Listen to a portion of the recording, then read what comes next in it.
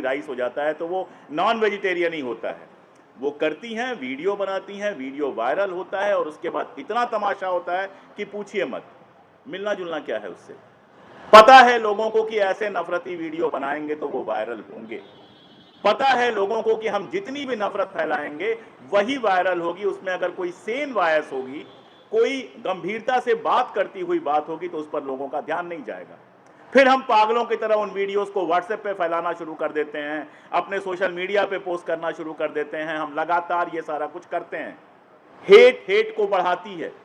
ये हम जैसे जैसे करते हैं ऐसे लोगों के मन का भरोसा मजबूत होता है कि जितनी बेवकूफ़ाना बात करेंगे, जितनी नफरती बात करेंगे उतनी दूर तक जाएगी। और अगर गंभीरता से कोई बैठ के आपको बताए इतिहास के बारे में, विज्ञान के बारे में, अपने समय समाज के बारे में कोई एनालिसिस दे, इकोनॉमिक इश्यूज पे बात करे, तो आप जाके देखिए उन वीडियोस को लोग नहीं देखते हैं। वो वीडियो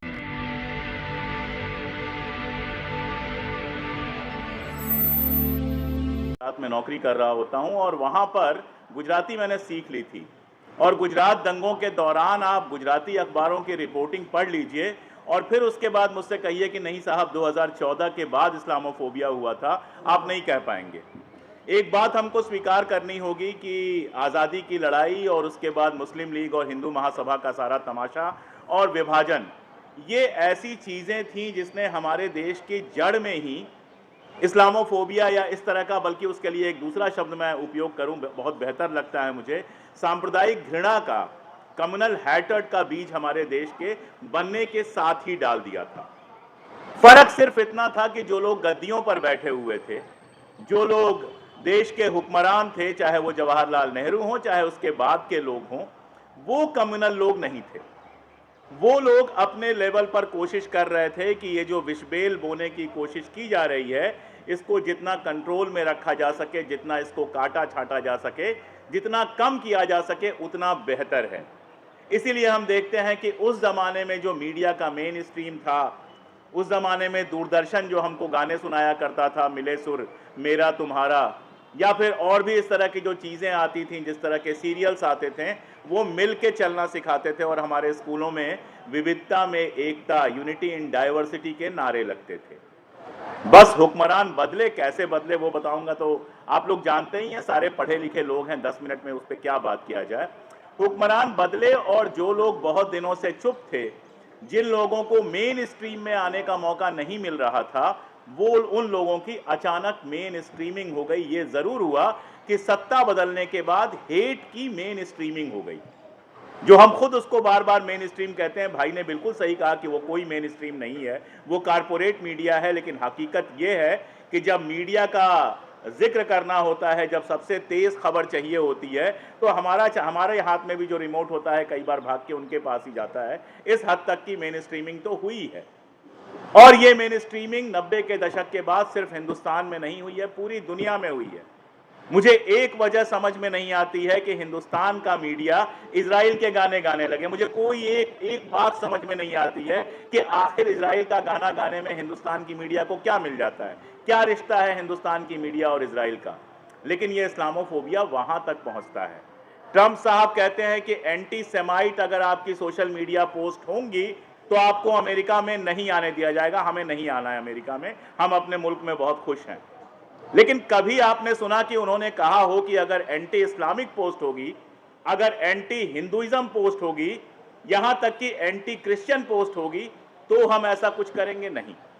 क्यों? सवाल बड़ा ये है, हम सब समझदार लोग हैं, हम सब लोग जानते हैं कि कैसे बहुत प्लान तरीके से इस्लामोफोबिया फैलाई जाती है। कोई अपराध हो जाए, अगर उसमें मुसलमान है तो नाम के साथ दिया जाता है, मुसलमान नहीं है तो बिना नाम के साथ दिया जाता है। हमारे मीडिया के साथी यहाँ बैठे हुए हैं, जो असल में पत्रकार हैं, वो जानते हैं कि ये मीडिया के एथिक्स के बिल्कुल खिलाफ है। ऐसी तमाम सारी चीजें, खबरें आती हैं, कोई खबर आती है, खट से उसको हिंदू मुसलमान बना दिया जाता है। बाद में जब तक फैक्ट आता है कि इसमें हिंदू मुसलमान का मामला नहीं था, तब तक वो खबर व्हाट्सएप के उन नंबर्स पे पहुंच चुकी होती है जिनके लिए बनाया गया होता है। सवाल यही है कि इसका मुकाबला कैसे करें। मैं लगातार सोचता हूं कि इसका मुकाबला कैसे किया जा सकता है। एक तो ये तरीका है मुकाबला करने का, हम सब ने जिसको जहां मौका मिला छोटे छोटे मंच बनाए और अपनी बातें रखनी शुरू हुई। लेकिन इस मंच का भी एक खतरा है, और वो बड़ा खतरा है, वो हमें लगातार समझना चाहिए। ये मंच भी चलता है व्यूज पर, ये मंच भी चलता है मोनेटाइजेशन पर, ये मंच भी चलता है वायरल पर। और इस वायरल के चक्कर में कई बार हम उनकी मदद तो नहीं कर रहे हैं, इस बात को हमें समझना चाहिए। जैसे मैं एक छोटा सा एग्जांपल देता हूं, दिल्ली में 3-4 लड़कों का एक ग्रुप है। हर 3-4 महीने पे उनका काम यह होता है कि एक किसी औरंगजेब रोड को, किसी अकबर रोड को, किसी इस तरह की रोड को वो काला करते हैं, उसके ऊपर स्प्रे से कोई और रोड लिखते हैं, खुद ही वीडियो बनाते हैं और खुद ही चला देते हैं। यकीन जानिए कि अगर उन वीडियोस को हम लोग एंटरटेन करना छोड़ दें, अगर उन वीडियोस पे हम लोग सनसनीखेज शीर्षक लगाकर नए वीडियोस बनाना बंद कर दें, तो उसकी वैल्यू कुछ नहीं है। अगले दिन उनकी सफाई हो जाती है और ओरिजिनल नाम लग जाता है। लेकिन जब हम ये करते हैं तो वो वायरल होते हैं, हीरो बनते हैं, अगली बार फिर जाके करते हैं। आप सोच के देखिए कि नोएडा में बैठ के एक बच्ची जो है या एक महिला जो है वो ऑर्डर करती हैं बिरयानी, उनका कहना है वेज बिरयानी ऑर्डर करती हैं। हालांकि जिस रेस्टोरेंट से वो ऑर्डर करती हैं उसमें वेज बिरयानी नाम की कोई चीज़ नहीं है, केवल बिरयानी राइस है। बिरयानी राइस, जो लोग नॉनवेज खाते हैं वो जानते हैं कि बिरयानी के अंदर से पीसेस निकाल दीजिए तो वो बिरयानी राइस हो जाता है, तो वो नॉन वेजिटेरियन ही होता है। वो करती हैं, वीडियो बनाती हैं, वीडियो वायरल होता है और उसके बाद इतना तमाशा होता है कि पूछिए मत। मिलना जुलना क्या है उससे? पता है लोगों को कि ऐसे नफरती वीडियो बनाएंगे तो वो वायरल होंगे। पता है लोगों को कि हम जितनी भी नफरत फैलाएंगे वही वायरल होगी। उसमें अगर कोई सेन वॉयस होगी, कोई गंभीरता से बात करती हुई बात होगी, तो उस पर लोगों का ध्यान नहीं जाएगा। फिर हम पागलों की तरह उन वीडियोस को व्हाट्सएप पे फैलाना शुरू कर देते हैं, अपने सोशल मीडिया पे पोस्ट करना शुरू कर देते हैं। हम लगातार ये सारा कुछ करते हैं। हेट को बढ़ाती है। ये हम जैसे जैसे करते हैं ऐसे लोगों के मन का भरोसा मजबूत होता है कि जितनी बेवकूफ़ाना बात करेंगे, जितनी नफरती बात करेंगे, उतनी दूर तक जाएगी। और अगर गंभीरता से कोई बैठ के आपको बताए इतिहास के बारे में, विज्ञान के बारे में, अपने समय समाज के बारे में कोई एनालिसिस दे, इकोनॉमिक इश्यूज पे बात करे, तो आप जाके देखिए उन वीडियोस को लोग नहीं देखते हैं, वो वीडियोस देखने के काबिल नहीं लगते। मैं अपनी बात खत्म कर रहा हूं, उसके पहले यही कह रहा हूं कि इस्लामोफोबिया ने एक और काम किया है कि हमारे आपके जैसे लोगों की सैनिटी को काफी हद तक नुकसान पहुंचाया है। हम सब रिएक्शनरी हो गए हैं। हमें तुरंत कोई ऐसी चीज चाहिए होती है जिस पर हम खट से रिएक्ट कर दें। सोचना, समझना, गंभीरता से बातचीत करना, ये हम धीरे धीरे भूलते जा रहे हैं। ये उनकी ज्यादा बड़ी सफलता है। वो एक्स लेके आते हैं, हम वाई लेके आते हैं, जेड बेचारा। अगर आपको लगता है कि हमारा काम बहुजन समाज के लिए महत्वपूर्ण है, तो आप हमें आर्थिक सहयोग के लिए सीन दिखाए गए QR कोड स्कैन और फोन पे और गूगल पे और UPI और बैंक अकाउंट में कर सकते हैं। फोन पे, गूगल पे 9250529129, UPI 9250529129@YBL।